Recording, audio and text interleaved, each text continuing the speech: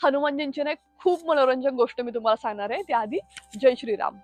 वनवासावरून अयोध्येला ज्यावेळेस सगळेजण परत जातात, तर त्यावेळेस काय होतं की हनुमानजी प्रभूंची सगळी कामं करत असतात. आणि मग शत्रुघ्न, लक्ष्मण, भरत ह्या सगळ्यांना काही काम करायला राहतच नाही.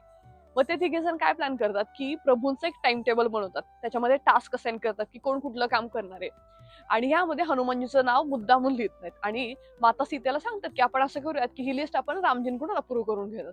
प्रभूंच्या लक्षात येतं ह्यांनी काय केलेलं आहे ते, पण ते पण म्हणतात ठीक आहे, मग ते अप्रूव्ह करतात ते. नेक्स्ट डे ज्यावेळेस सगळीजण कामं करत असतात, तर हनुमानजीच्या लक्षात येतं की अरे आपल्याला तर कुठलंच काम दिलेलं नाहीये. मग माता सीता म्हणतात अरे हे तर सगळं प्रभूंनीच अप्रूव्ह केलेलं आहे.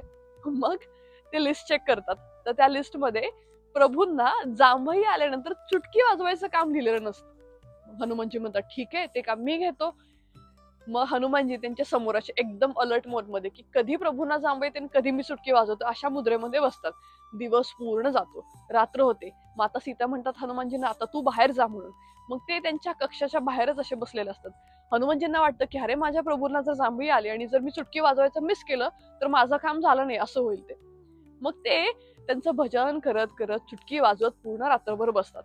आता प्रभूंनी स्वतः म्हणलेलं आहे जो माझं जसं भजन करतो तसं मी त्याला प्राप्त होतो.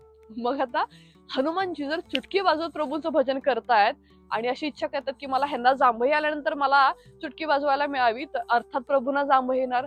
पण ही जांभई की एक दोन नाही, कंटिन्युअस त्यांना जांभई येत राहते. एक वेळ तर अशी येते की त्यांचं तोंड असं उघडच राहतं. खूप सारे उपाय करून पण जांभई काय थांबत नाही. अर्थात ही हनुमानजी आणि रामजींची लीला आहे. मग सगळेजण म्हणतात की ठीक आहे, हनुमानजींना आपण पूर्ववत प्रभूंची सेवा करण्याचं काम देऊयात. कशी वाटली ही कथा? जय श्री